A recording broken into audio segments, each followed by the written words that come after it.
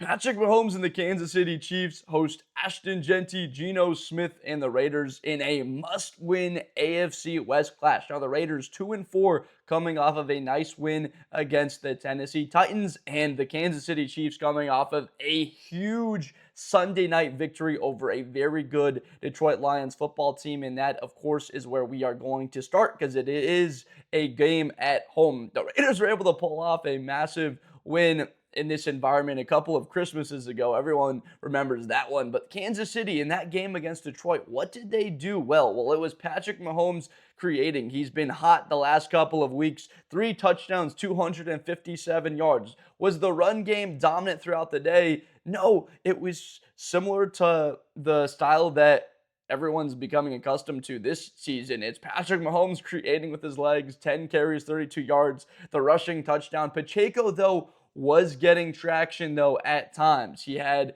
over 4 yards a carry on the day. They're looking to balance him a little bit with Kareem Hunt. Frankly, I want to see a couple more carries for Pacheco and get this ground going a little bit more, see a little bit more of uh, action with Xavier Worthy or Hollywood Brown. These guys are so fast. I'd like to see them try and go side to side a bit more, just trying to get the ground game going. But I will add this. What also worked very well for them, especially in the second half, was the quick passing attack. Just the quick chunks. Travis Kelce, Juju Smith, Hollywood Brown.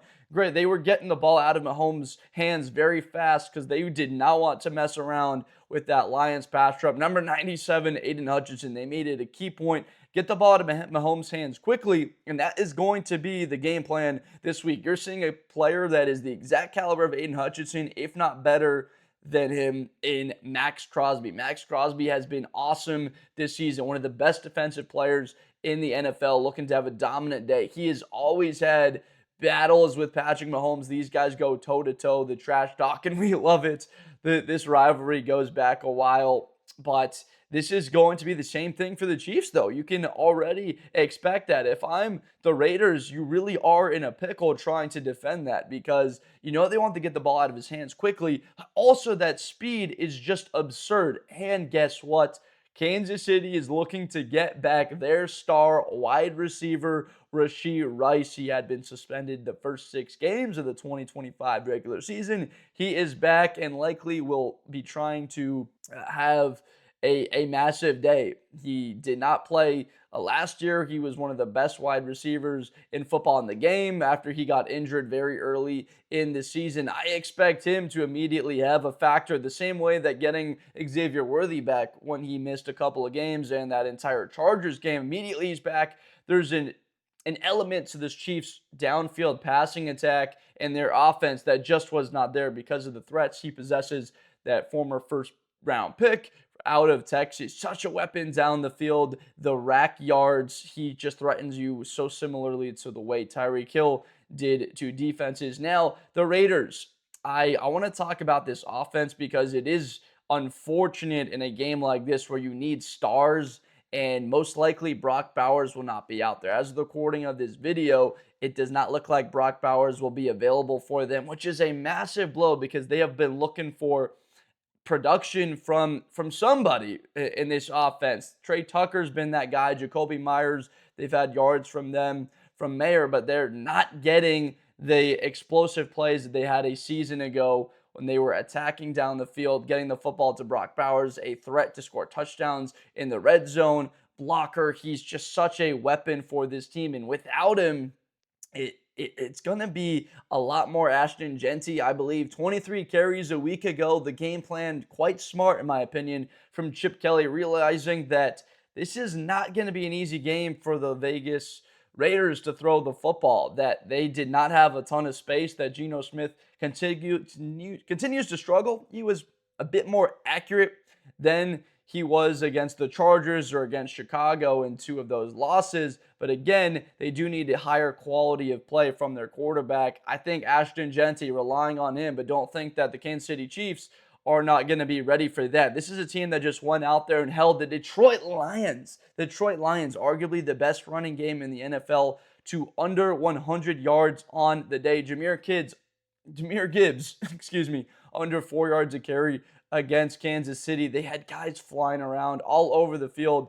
Shamari Connor, 14 tackles against Detroit. Leo Chenal, Nick Bolton, these guys were playing very, very good. The only player that we're trying to see a bit more from has been Chris Jones. And again, him like Brock Bowers, what is his status? Is he going to play against Las Vegas? You would imagine that there is next man up mentality. Omar Norman Lott coming in, the rookie out of Tennessee. I've liked him this season. They have had probably the best defensive player on the defensive side of the ball. Carl Loftus.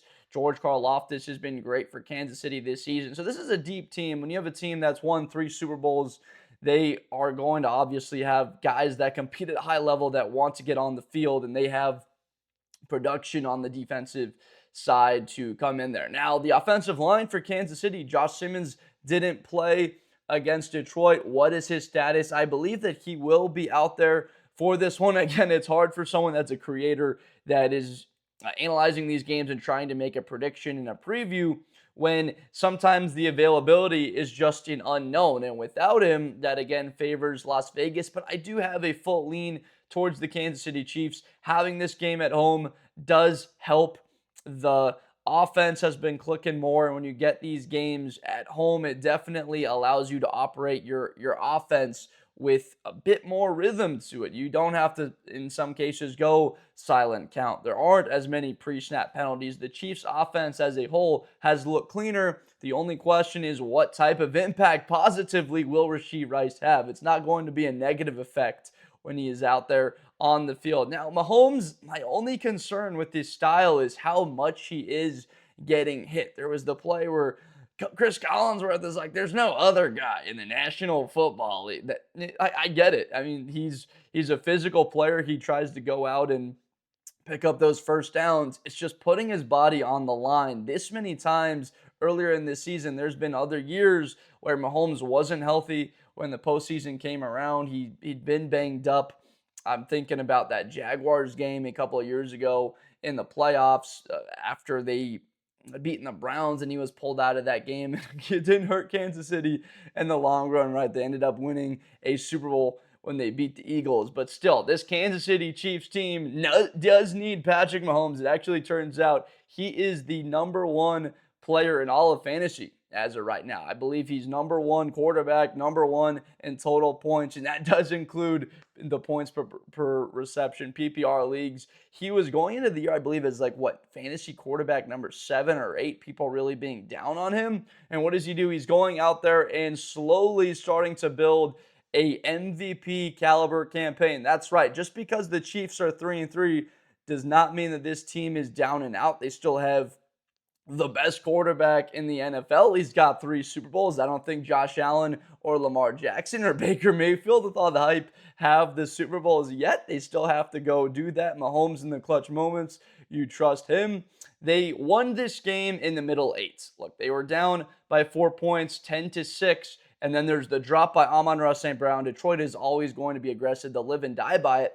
Chiefs go down the field and get the touchdown before the half, and then come out to start the second half with the touchdown. This was a game that Detroit sort of played such great football offensively, the long possession, but the play on 4th down on the Jared Goff throw that gets called back because of the illegal formation, and then the 4th down drop by Amon-Ra St. Brown, only 10 points on the board. Casey takes full advantage, the middle 8, and they get a 14-point to 0 deficit in that, or lead in that span, and they executed at a high level. Every coach talks about wanting to win the middle 8, but that was perfection in front of a national audience, basically shutting up all the doubters. This Chiefs team is now 2-0 in the national spotlight after previously they were 0-2 going into those games. Just the Monday night game against Jacksonville clearly will have a bit of people a little bit down on what they will be. Now, Geno Smith going against that Kansas City team that has a defense that's flying around currently. They were really doing all they could to get after Jared Goff, only being able to muster 1 sack on him. Geno Smith looks like he will have time to throw the football, get the football out of his hands to your speed, your playmakers. I'd been previously disappointed earlier in the year with the lack of targets for Dante Thornton. I I love Trey Tucker and Myers, giving them opportunities. You have some burners on this team, but again, I think that Ashton Jeanty, 27, 28 carries, have to get the ground game going, run the football, keep the ball away from Patrick Mahomes if you want to have a chance. I'm going to lean with the Chiefs here. Look, I really don't see a path where the Raiders are going to put up 30 points on the Chiefs in this game, especially without Brock on the field, or where the Kansas City Chiefs just struggle throughout the entire day when this offense is absolutely starting to click as a whole. And getting a guy in Reid back, your number one target, Travis Kelce, production from him, he's starting to become a factor down there in the red zone and on third down, like it has been for the past decade. And I've got the Chiefs in a big spot, 32-17. Believe they come out with the win at home, move to 4-3 on the season. The Raiders drop to 2-5. Once again, that can't happen. The Raiders, if they want a shot in this division, they have to get the win to get to 3-4. Dropping to 2-5 would be devastating. And the Chiefs, same exact thing for them. They want to be competitive in this division. A win needs to happen. You got a Chargers playing a Colts team this week. That's not an easy game for them. So they are right there. Of course, playing Denver twice still left, playing the Chargers again. Both teams need a win. Only one team will get it, most likely if it's not a tie. So we're excited for it. Let me know down below in the comments whether you agree or disagree with the 32-17 Chiefs win prediction. The Chiefs are favored by 10.5 points as of the recording of this. Look, I appreciate you so much. I really think that it is amazing to try and build a community, especially when people are so passionate about the sport. I'm sure that you love football. That's why you've stayed and tuned in. So if you have not already, please subscribe for more Blitz with Blender content in the future. I make NFL and college videos every day. Thank you so much for watching, and I'll see you next time.